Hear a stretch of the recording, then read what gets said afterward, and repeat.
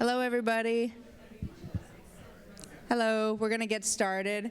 Thank you so much for joining us here tonight. For those of you who have been here since 10 a.m. For the symposium on the Yiddish Press, thank you for sticking around all day or coming back. I'm Dr. Miriam Mora. I am the Director of Academic and Public Programs here at the Center for Jewish History. I just want to give you a kind of brief bit of context for why we're so excited for this book talk this evening. Ayelet Brinn, Dr. Ayelet Brinn, who is the Philip D. Feltman Assistant Professor of Modern Jewish History at the University of Hartford, was also a fellow here at the Center for Jewish History in 2016, the 2016-17 year, I believe, which is the year that I met Ayelet here, so it's very exciting for me to have her back. And joining her on stage is Professor Anita Norich, who is Professor Emerita at the University of Michigan, and whose latest publications, translations are A Jewish Refugee in New York by Kadya Molodovsky, Fear by Chana Blankstein, and forthcoming Desires by Celia Dropkin. And I'm excited to have them both here because they're not only both tied into the Yiddish Press Working Group, one of our scholars working groups that's on its third year of functioning at the center and has brought us a lot of really wonderful scholarship and camaraderie through the pandemic, among other things, but they're both also tied into the fellowship program, Ayelet as a past fellow, and Anita as last year's advisor and mentor to the fellowship program, so it feels like a real homecoming in a lot of ways. We're here to celebrate and hear about Ayelet's first book, A Revolution in Type, Gender and the Making of the American Yiddish Press. Excuse me. And I'm going to say just a few words about the center before we get started. The Center for Jewish History, where you're sitting this evening, is home to 5 partners: the American Jewish Historical Society, the American Sephardi Federation, the Leo Baeck Institute, Yeshiva University Museum, and YIVO Institute for Jewish Research, where Ayelet was also a fellow. I'll add that too. Together, their collections make up the largest archive of the modern Jewish experience outside of Israel.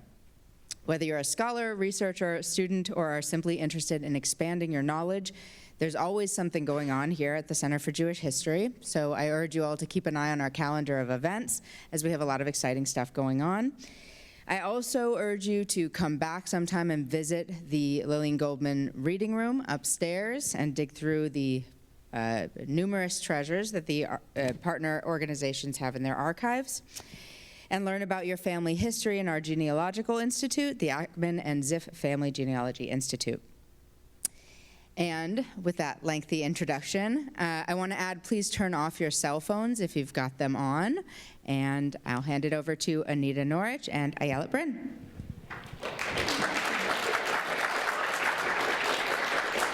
Thank you, Miriam. Can everyone hear me? Maybe lean towards the mic a little bit.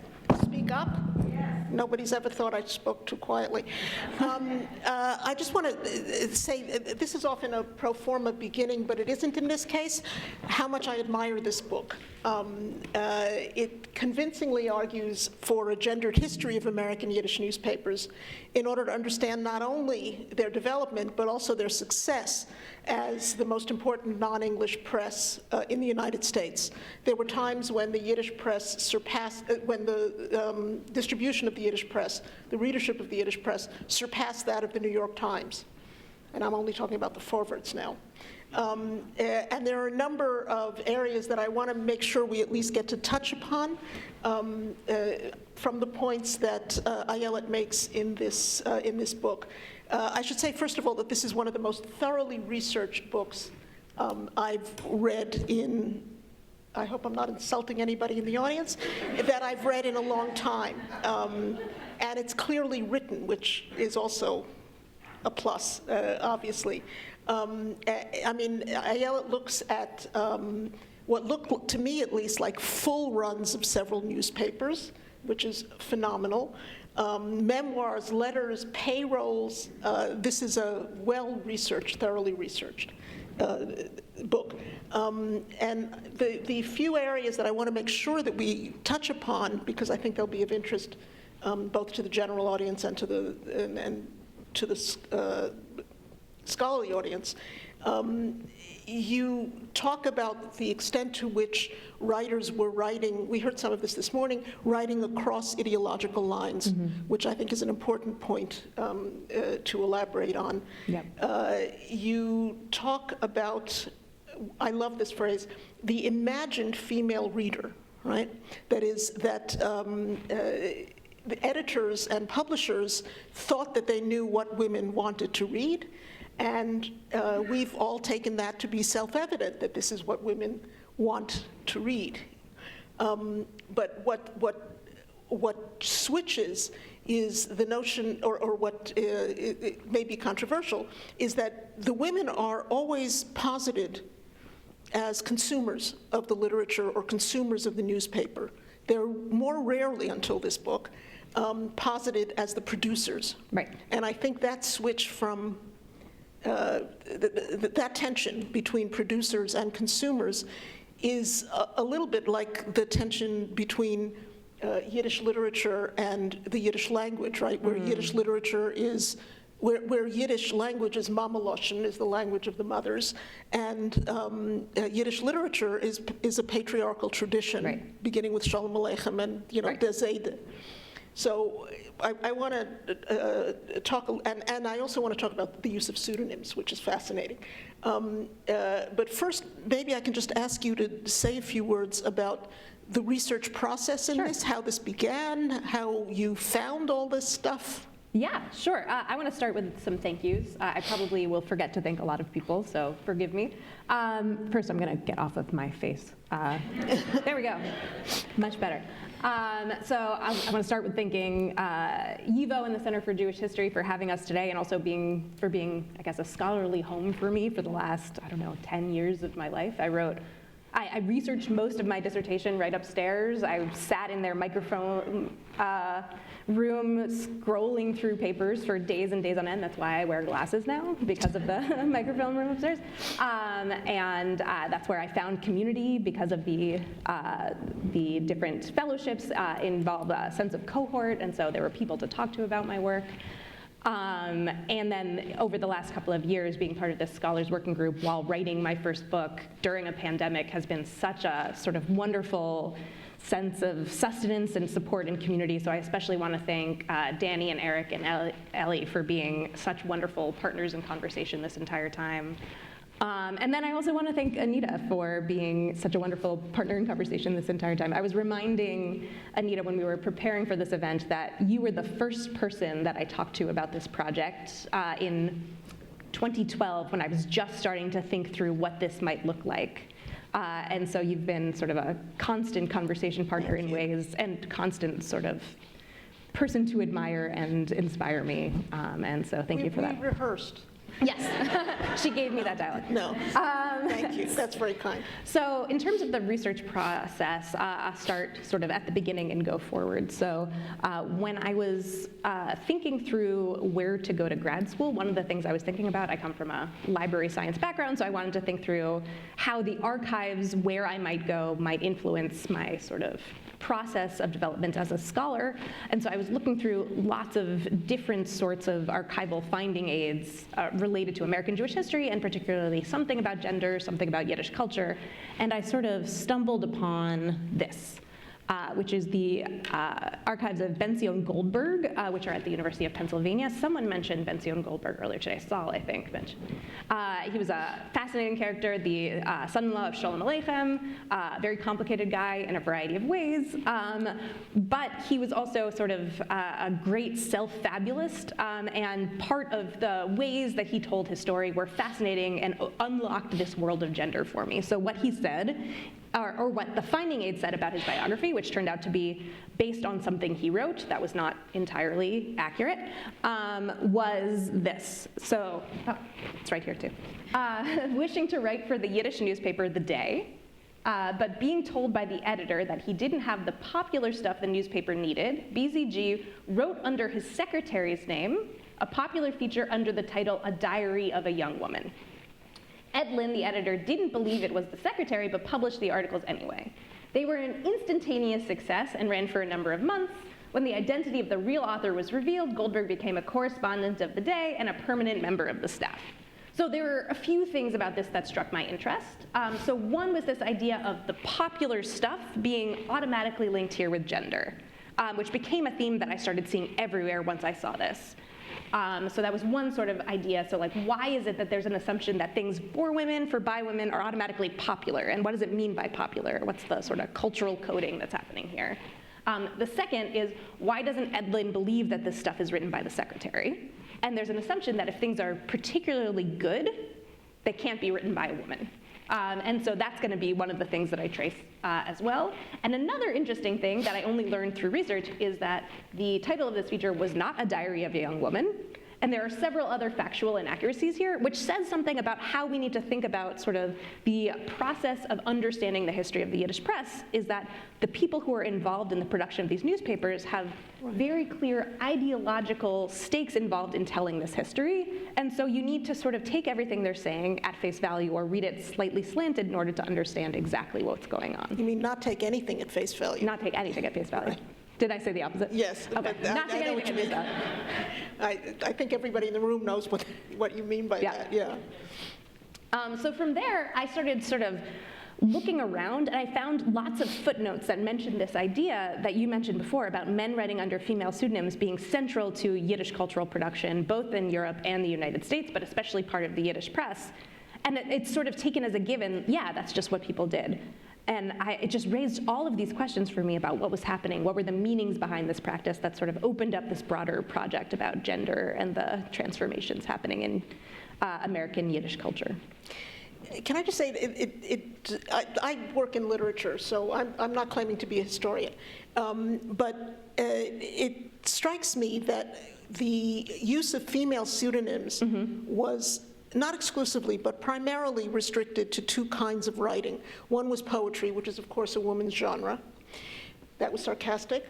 And the other was I don't know what we're calling it now, but popular fiction, that is a version of Schund, if I may use that word, and not the broad spectrum of writing. Yeah, the only other things that it was very popular in were women's columns, advice columns, similar things that were coded as being for a female audience, but were actually read by a much broader audience. Right, right.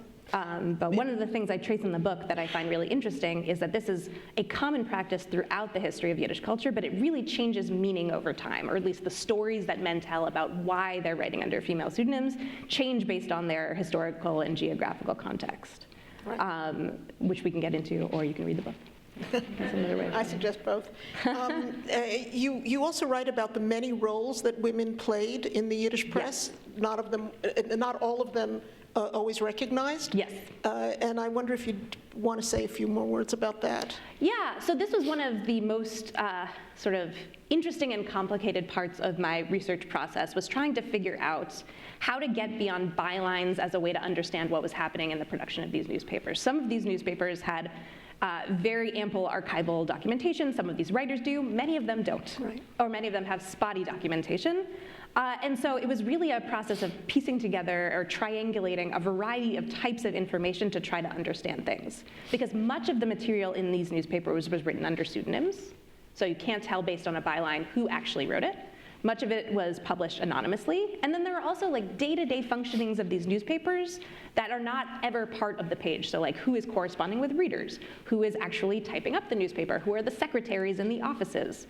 So what I started doing was reading memoirs of people who worked in these places, which made me realize that most of the secretaries working in these offices are women. I also started reading, there are very few women who were particularly successful in this field, but there were a few, and they wrote memoirs, and most of them talked about the fact that their bosses, when they were overtaxed, would let them write anonymous content without their names. So that means that we can't look at female bylines to understand what women were writing. And then the other main place that we see women, again, it's over here, is in translation. Can you go back to the Rosa Lebensboim for a minute? Because that's my favorite thing of people, of what we assumed, what editors assumed people, Yes. women wrote. So when she I mean, I know it's also in the book. Yeah. When she submitted a poem under the name Anna Margolin, which we now know is a famous name, it was assumed that it was written by a man because women can't write like that. Yeah. So, they just can't write that well. So she has this fascinating life Yeah. story, which we have, not everything is in her voice, so it's very hard to tell how much is mythology and how much is real, but she has these two sort of debuts in the Yiddish press, one as a writer of short stories, and then one later on as a writer of poetry, neither of which include her own name. Right. So this is from her longtime partner's memoir, and this is about her first debut in the Yiddish press. So it says, Janowski, the editor of the Freie Arbeiterstimme, which was the anarchist weekly, liked the story that she submitted. However, because he had had some experiences with beginners who sent him things under women's names, he invited Chava Gross, which was the pseudonym she used, through his famous mailbox, one of his columns where he would correspond with writers, to come see him at the editorial office. And when she came to him and he saw who it was that was hiding behind the name Chava Gross, he asked her to join the editorial staff as a secretary. So she also was writing fiction, but she was also working as a secretary, which you would never know from this newspaper. But there's this sense that if things aren't particularly, sentimental or trite, it can't be written by a woman. So this is 1909, I think, when this would have happened, 1908, 1909. And then this is about 10 years later, when she starts writing poetry. And this is a letter That's the one. from Iceland, her lover, to Rosa Lebensboim. He's sitting in a cafe on the Lower East Side and listening to people's conversation about this new poetry by Anna Margolin, which is the pseudonym she used for poetry. And they're all talking about who this could possibly be. And all of them are saying it has to be a man. And so what he says is why people want AM, Anna Margolin, to be a man is beyond me. The general opinion, however, is that these poems are written by an experienced hand, and a woman can't write like that. So the fact that we have these two stories, both sort of filtered through Reuben Iceland, how much of this is him trying to create certain narratives about her life, how much is accurate, in some ways it doesn't matter, because he's trying to create the sense of this field of Yiddish journalism. Rosa Lebensboim, which is her actual name, she mostly published under pseudonyms, but she also had a long and prolific career as a journalist writing women's columns that no one's really looked at because she didn't like her women's columns. Yeah. She talked often about that as not being an important part of her artistic output. She wrote that for money, and she wrote her poetry, and sometimes her short stories, mostly her poetry, because that is the thing that is important. But the actual women's columns are amazing, or at least I find them amazing, because there's this weird sort of tension. The women's page, which is the page where most of her columns appeared, she was also the editor of this page. It's this weird tension between the fact that the male editors of these newspapers see it as very important to have a women's page. They don't necessarily care that much what's on it. Right. So that means that they are not necessarily reading her columns. So this column right here, she is overtly critiquing the newspaper that she is writing in. And talking about their editorial practices and how problematic they are from a very gendered perspective.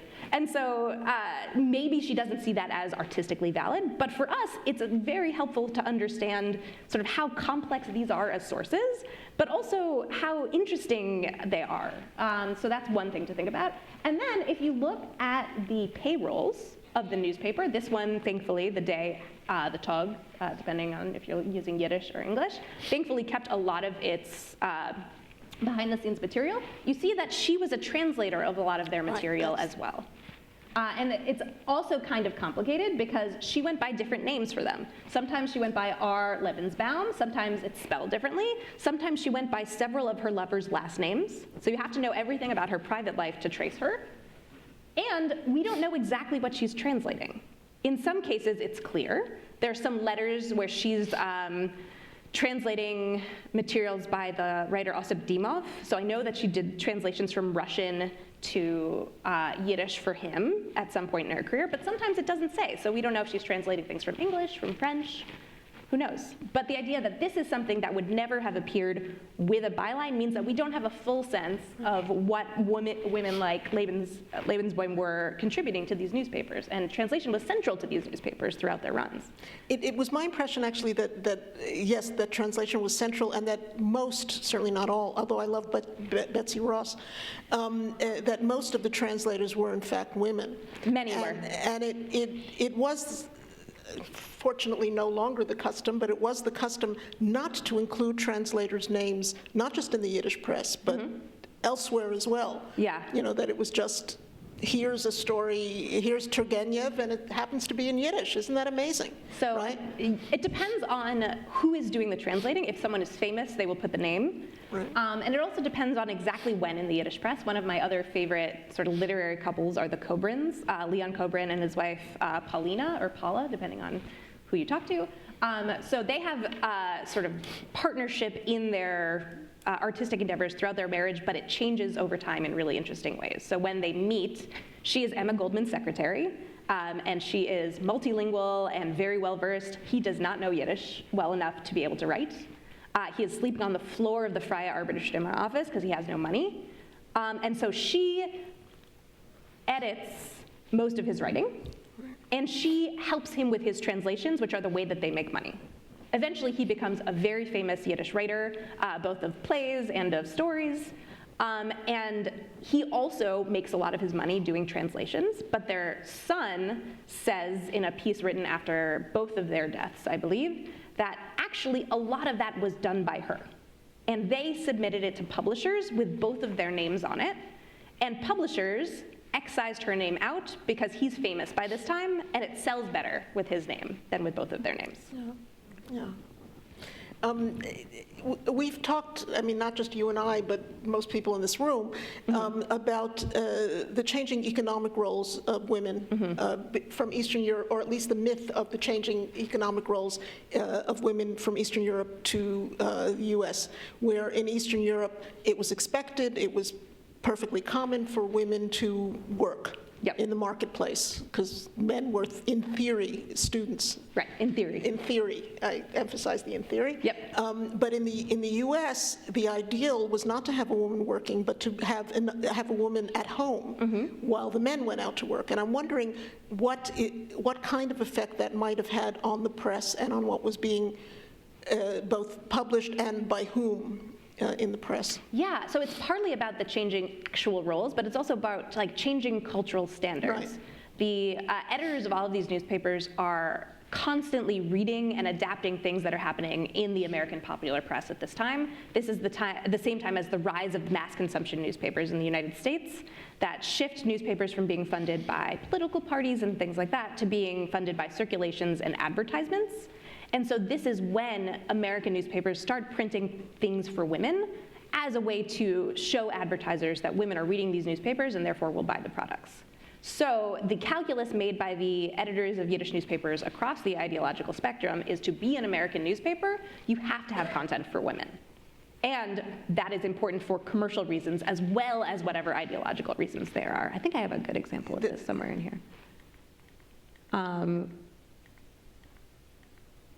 No, there, here it is. So this is from 1901 from the Forward, and this runs on their advertising page. This is back when the Forward is very short, but it says, for our readers and especially our female readers.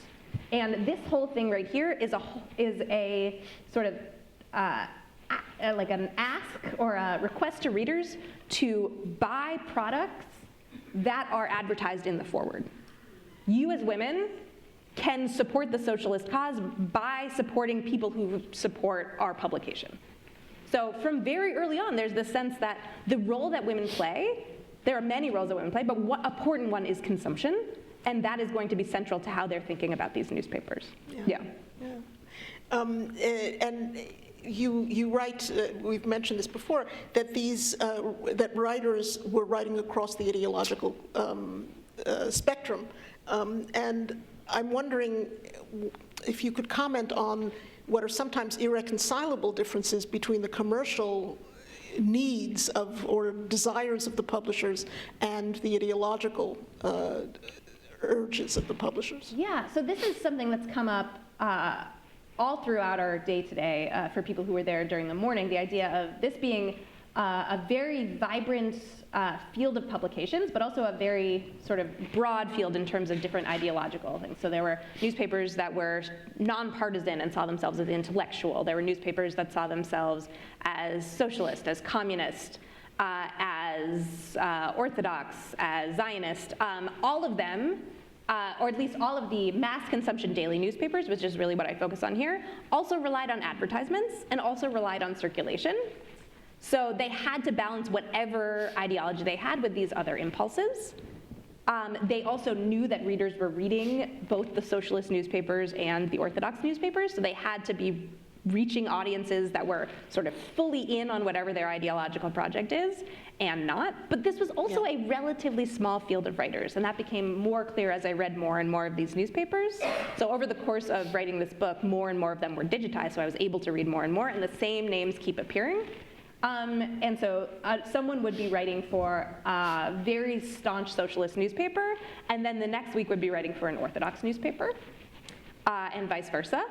And for some of them, they would completely switch what they were saying based on the ideological project of the newspaper, but many of them didn't. Many of them would write exactly the same thing in the other newspaper, because many of these newspapers did not necessarily either have the sort of ability to have that much oversight over what was being said, or they didn't care.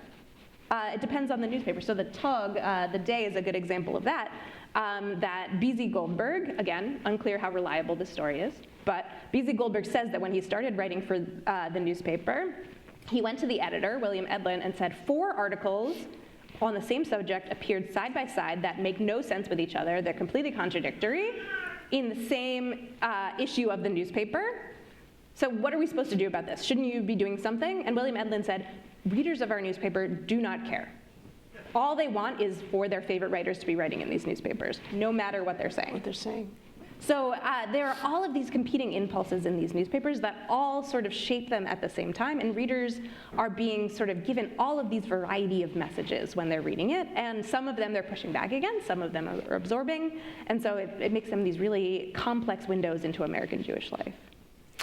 You also refer to something that you call the new journalism, and you talk about the connections between urban life, which of course, as we heard this morning, and is true, it doesn't come with America. That is, people aren't just coming from the shtetl to the United States, but the connection between urban life and what you're calling the new journalism, and I wonder what the new journalism, if you could say more, I mean, I know what it is because I read the book, but what the new journalism is and how that combination works. Yeah, so one of the things that this book traces is that the mass migration of Yiddish-speaking Jews to the United States coincides with these profound changes in American culture and American journalism. So if the mass migration of Jews had happened in a different time, then these newspapers would have looked really different, and Yiddish culture would have looked really different because the models for American culture that they were working off of would have looked very different. So this idea of commercial publications that are funded by advertising, that are trying to reach a mass audience, that are trying to entertain as well as provide some sort of ideological something to their readers. All of that is sort of a function of the outside society as much as it is things that they're bringing with them from Jewish culture, and sort of they're taking these things and sort of bringing them into conversation with one another. And one of the things that I talked with you about when we were talking about what we would talk about today is that while I was writing this book, or really while I was writing the dissertation that turned into this book, I was also a tour guide of the Lower East Side.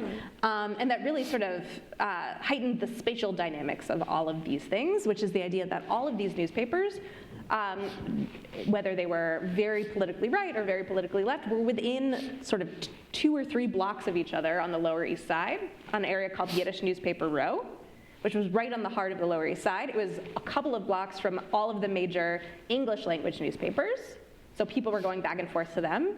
But it was also close to many of the readers of these newspapers, so the readers were going into these offices all the time to give all of their feedback on what was happening in these newspapers. And sometimes people listened, sometimes people didn't, but it was this like sort of set of interactions that starts on the page that sort of spreads off of it in really important ways that are sort of part of these spatial dynamics. You write, and I just want to quote this, to go back to that question about urban life, you write, bold frenetic publications were meant to mimic the faster pace and increasingly crowded conditions of urban life in New York. Can you say a little bit more about that, or is that what you had to say about that? Well, I mean, that is a big part of what I had to say, but I think a good example of this is Abe Kahan, who is the longtime editor of The Forward. He's the editor of The Forward in 1897 when it starts.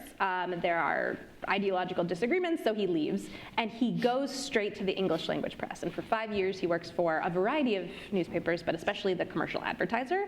And he becomes a writer of the kinds of features they called urban sketches at the time, which is basically he would go to immigrant neighborhoods, often the Lower East Side, but not only. He would also go to other immigrant enclaves throughout the city. And newspapers became a place where people in American life would learn about these populations and try to understand them. And he saw this as a great model for the Yiddish press to learn about surrounding society, but also to use newspapers as a way to sort of understand culture. And so he brought these ideas with him back to the Yiddish press when he came back starting in 1902 and 1903.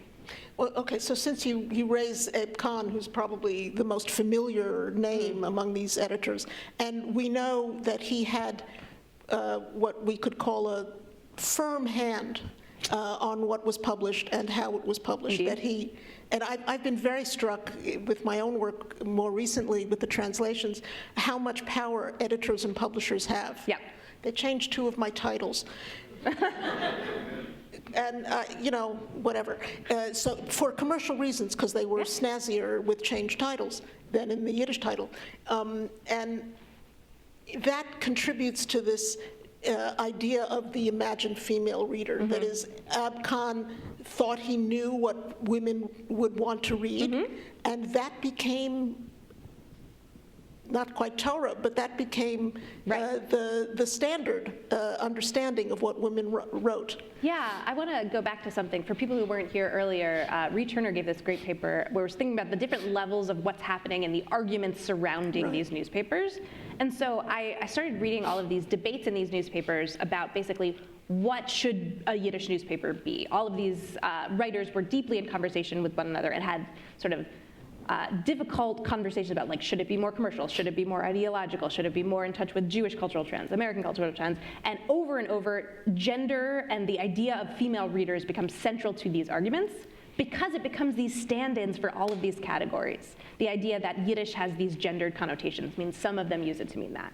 For many of them, the idea of yellow journalism in America is inherently gendered. So saying something appeals to female readers means it's overly American and overly sensational. For others, it means mass culture, but in a negative way, the idea that women and uneducated men will read this. For others, it's about sort of the fact that women are in charge of, at least ostensibly, again, all of this is not based on any actual women's experiences, they're ostensibly in charge in America of educating their children. So they can either be focused on Americanization or religion or whatever, socialism. And so the fact that for these men, women talking about women became a way to talk about Yiddish print culture. And it actually ended up not actually meaning anything about what was going on with the actual women who were reading these newspapers. And that's another example of the radically changing roles in the United States, right? The idea that women are in charge of children's education is, I would think, an American import, or an American something that comes out of Westernization import, and the question about the readers, right? We talk about, men who are like women. This is designed like the Tzemmerana. This is for women and men who are like women in that they don't understand Hebrew or whatever, or that they're expected to be drawn to a particular genre. And it's always struck me, I mean, as we've been saying all day, these popular or shund or poetry or articles or editorials were on the same pages as one another. So there's this imagined perspective, I mean, a perspective that can't be proven, I think, that women read those articles and men read those articles. And where does that come from? Well, it's also deeply, I don't know,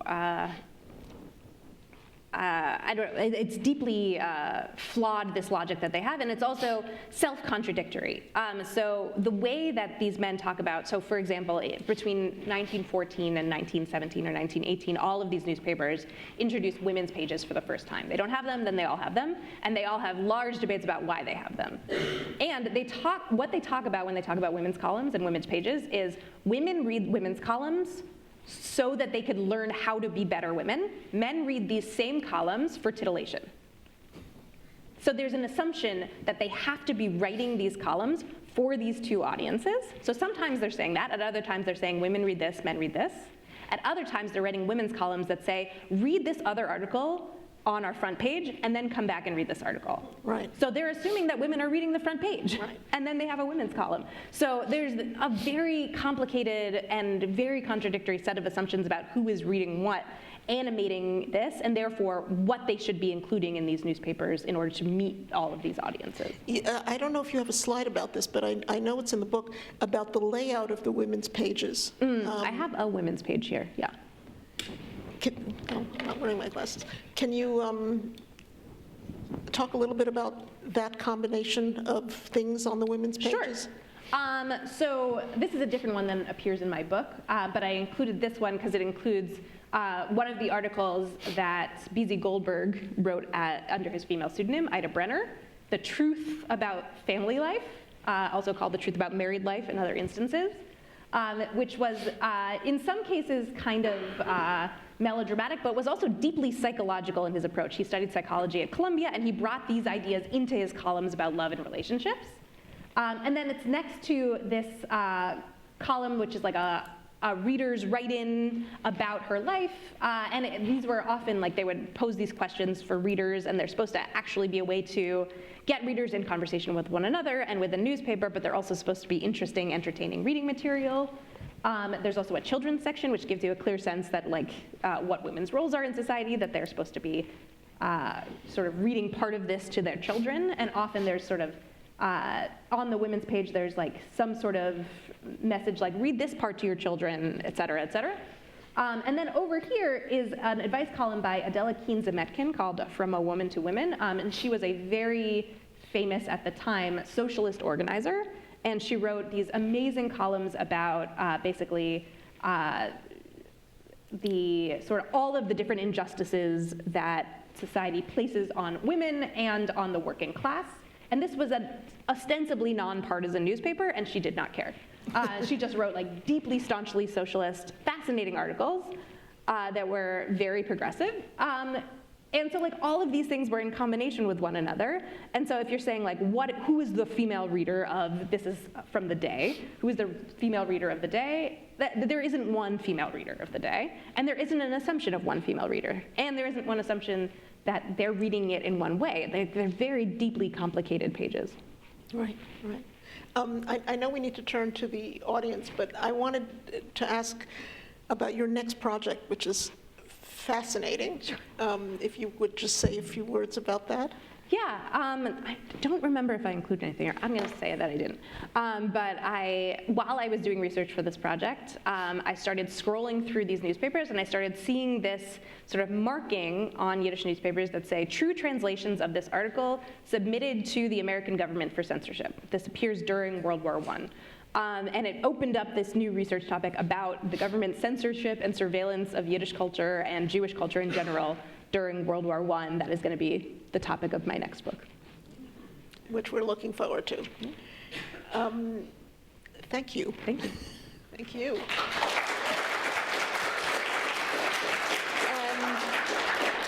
We have a mic that is going around. Oh, that's what you're doing. Right?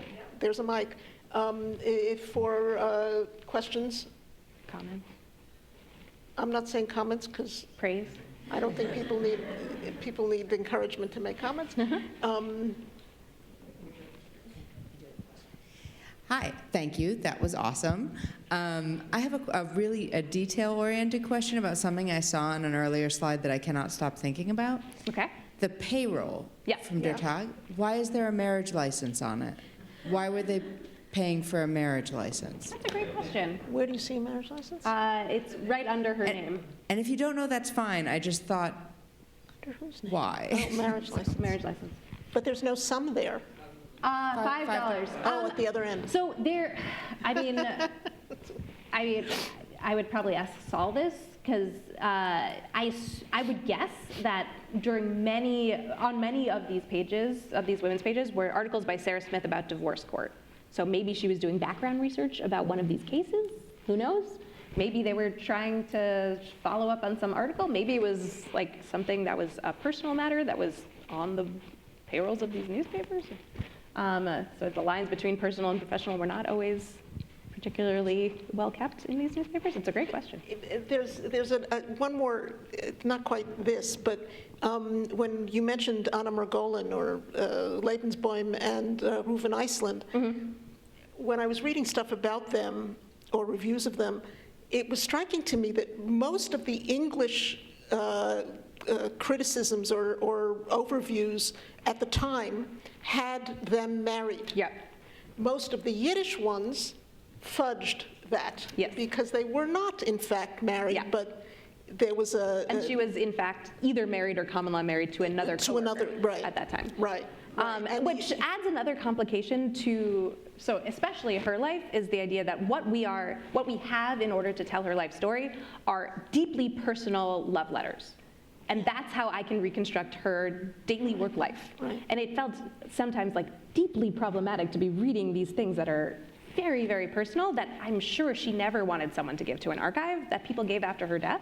But also, it's the only way to talk about her public life. Right. I was also struck by how much more conservative the English press is than the Yiddish. You know, you can't really say that a famous writer was living in sin with a man.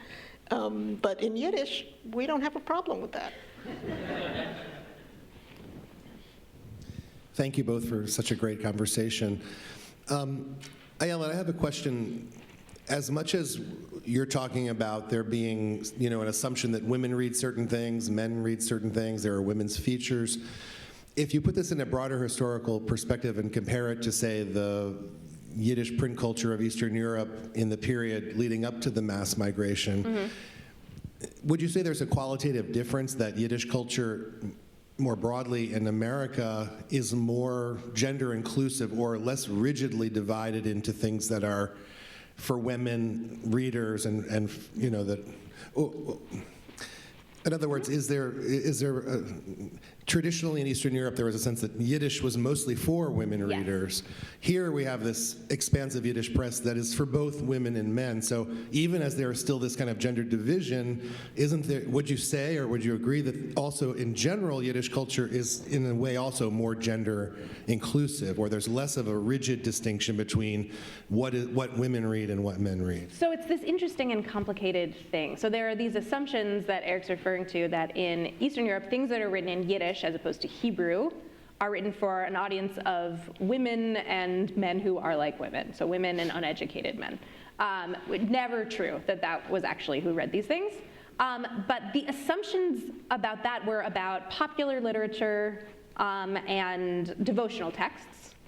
They didn't carry over to the newspapers or to highbrow literature. That like the rise of those things, the sort of gendered connotations get excised. The idea that like in order to be serious, we have to be masculine. So like the creation of a modern Yiddish culture is a masculinization project, I guess is the best way to say it. Absolutely. But the sort of valence of this changes in the United States, that there's a sense that since American culture, American newspapers are trying to court women, then Yiddish newspapers have to talk about themselves as trying to reach a female audience for the first time. The idea that for them, it's a way to show how progressive they are. So one of the complications here is this doesn't actually tell us about the reading audience in Eastern Europe or the reading audience in the United States. It tells us about how gender became a way for all of these often male cultural producers to make certain claims about their audiences, about their literature, things like that. Does that give some sense of it? Any other questions?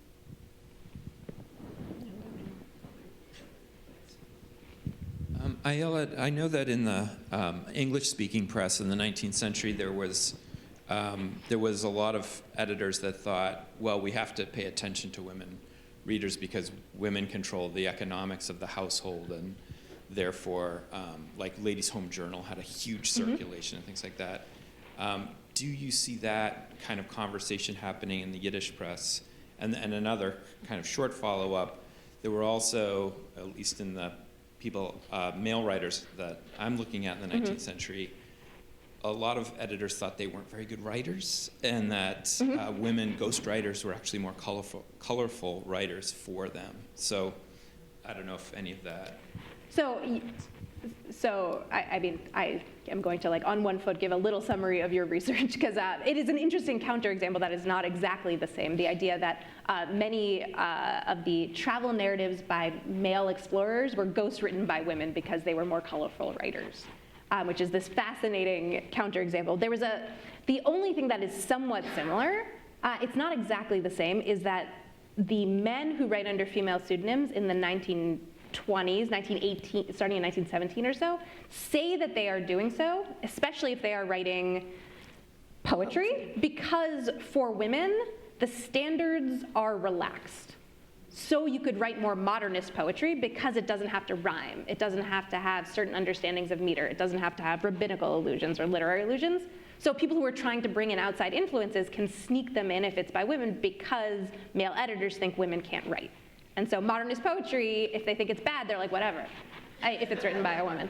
That's the only real similarity. And in terms of the first question, yes, there's definitely that assumption as well, and it's competing with these other assumptions. And there's also a lot of content that's actually just translated from the Ladies' Home Journal, or on the English pages, just completely adapted, which is this complicated fit because they're talking to very different audiences.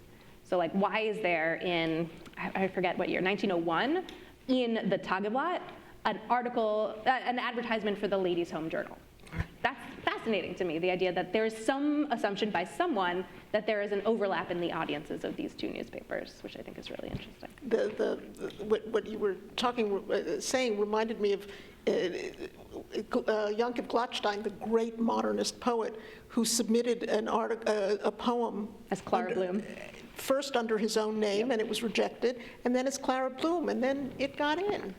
So, and it was similar with Moshe Leib Halpern. Yeah. He used his sister's name, and it got published. And then there's this interesting back and forth between Glatstein and Janowski, who was the editor of the paper, that in Janowski's memory, they're different poems than the poems he wrote under his own name. In Glatstein's memory, they're the same poems. Yeah. And years later, Janowski says, you wrote these great poems when you were a woman, and now you write this stupid stuff. He calls it nasal, which I love. He's like, this like nasal, highbrow poetry. Like, why can't you write good stuff again? But there's this sense there that like the gendered assumptions is so coloring his memory that I find it fascinating. There were questions up here? Oh. You talk a lot about... You need to use the mic there, You need people. the mic because it's being broadcast. Hi. You've talked a lot about the connection or the adjacency, if you will, of consumption and assimilation, consumption, assimilation, and that these newspapers had a really broad editorial target from conservative to progressive and everything in between, political. And I'm curious, over the course of this period of whatever it was, early first 2-3 decades, did everyone suddenly get on the consumption bandwagon to survive? Or like did a lot of these papers come up with, whatever, style sections, or like that Ladies' Home Journal ad is a real tell? Was that in every newspaper? And was this kind of like a battle to retain identity versus assimilation? I'm just, whatever. I'm sure that's a coherent question. But. Yeah, so in some ways it's a story of change over time in the sense that like there's new waves of immigration at all times. So there are people coming over at different points in this cycle, and so like some of these processes are happening over and over again. But in some ways, this tension is happening at the beginning. It's not like they are ideological and then they become consumer products. As soon as there are daily newspapers, they are deeply connected to consumption. So the ad that I showed before from the Forward, which calls itself a socialist newspaper, talks about, this is 4 years after its founding, that it is funded by advertisements. And the advertisements are not just for socialist products. They're for Pillsbury's. They're for Aunt Jemima, from very early on. And this is something that according to Andrew Hines, who's a scholar of consumption and Americanization, is relatively unique to the Yiddish press, that it becomes consumer-oriented very early on in ways that other immigrant presses, it takes a little bit longer. So there's a sort of assumption that they understand from the beginning that consumption is central to what it means to be American, and therefore these newspapers, no matter what the ideology is, there's a tension between these things, but there's also an assumption they have to figure out how to make that tension productive. Any other questions? Any other questions over there? Sorry about this passing of the baton, but.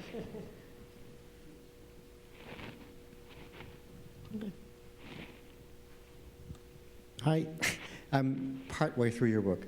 Great. But I was just wondering, back in the early 20th century, the educational level of most people was probably not what we're used to now. I mean, finishing 8th grade might have been an accomplishment.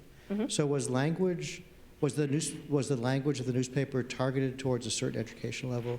Was it different for men and women? Yes, yeah, that's a great question. The newspapers assumed until so for the first 20 years of Yiddish daily newspaper publication, there's an assumption that most of the readers are pretty uneducated. So the writing is relatively simplistic and it changes over time. Yiddish as a language is not standardized until after the period that I study in this book, so after the 1920s. And so these newspapers also include weird mixes of language. People are spelling things in a variety of different ways. And this is how people are introduced to reading Yiddish in many cases. In many cases, they're reading ads and assuming that they're news because they don't know the difference between this. So part of what these newspapers are doing, especially in this early period, is trying to teach people how to read, but also trying to teach them how to read newspapers specifically. So there are lots of things in women's columns, especially read fiction in order to find it entertaining. Don't take your ideological messages from this fiction, take it from this fiction. Read this newspaper article in this way. Read your classified ads in this way. Things like that. So there's a lot of sort of didactic things happening there, and it's hard to tell whether people took that at face value or not, but there is a sense from these newspapers that they want to at least project themselves as resources in that way. And I wonder also, part of the focus on literature in particular as entertainment is a kind of backlash response to literature as dictic, right? I mean, the early modern Yiddish literature was to teach you to be, a man in the street and a Jew at home, right? And it was quite didactic in many cases, and there is that reaction against that among the modern. One of my One of my favorite sort of pools of sources to try to figure out how readers were reading these newspapers are these interviews that were done with people involved with the socialist movement, where they talk about their immigration experiences, and many of them talk about the fact that they start by reading serialized literature in the foreword because it is very accessible for them, and then over time they move to more ideologically focused publications or different sections of the newspaper that they find better in whatever way. But when you actually look at the interview transcripts, that's because the questions that are asked by the interviewers trains them to say that that is what their reading habits were. So the socialist movement wants people to talk about sort of a progression from the easy literature of the foreword to the ideological commitment of the communist Freiheit. So the question is something like, what did you read when you first came? And when did you reject it for what you read now? It's not that, but it's something like that. Okay.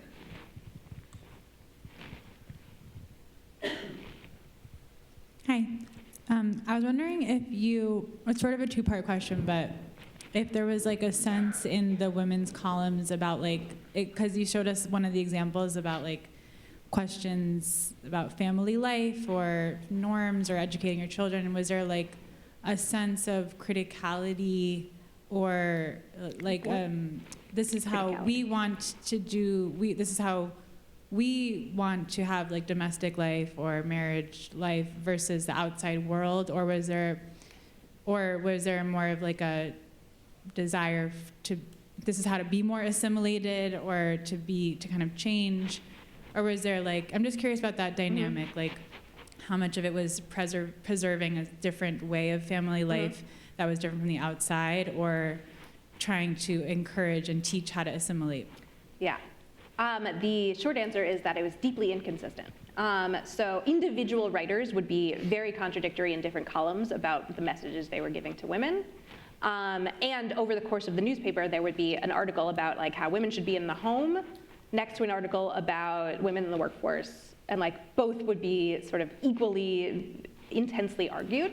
But there was also, one of the interesting things that's happening when you look at these rhetorical strategies is that a lot of what these articles were doing was actually sort of reframing things depending on which made more sense with the ideological argument they're trying to make. So saying that things are American when they actually have deep roots in Jewish culture transnationally, or saying that things are deeply Jewish when they actually have long roots in American culture. So a good example of that is in the Ida Brenner columns by B.Z. Goldberg. He brings up this idea of companionate marriage, the idea of marriage for love and men and women having like deep things to talk about with one another. And he says this is actually a deeply Jewish idea.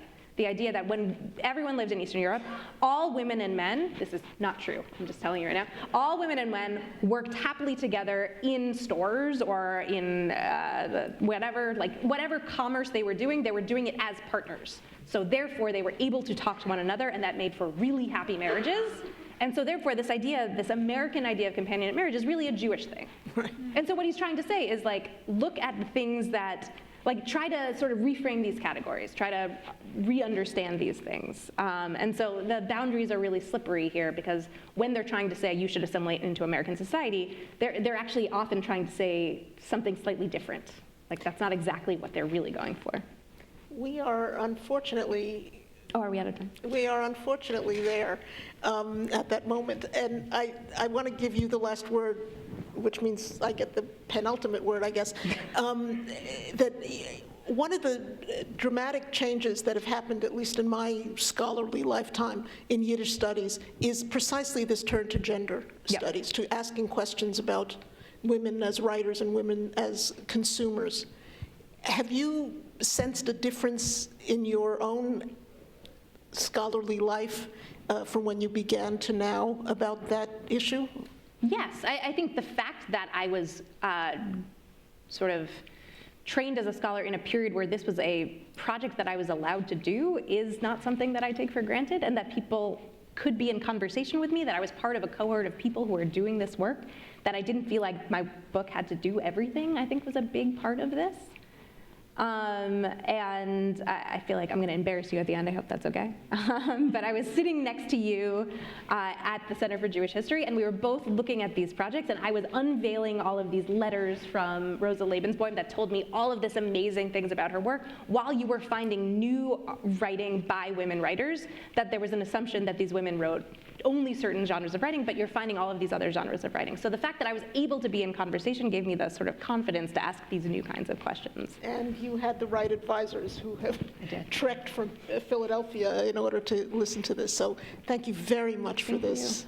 This was great. That was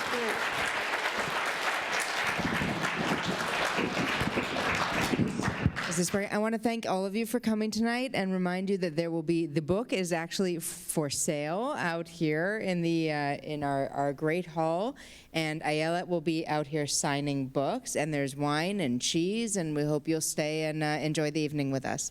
Thank you so much, and thank you again to Ayelet and to Anita for being here.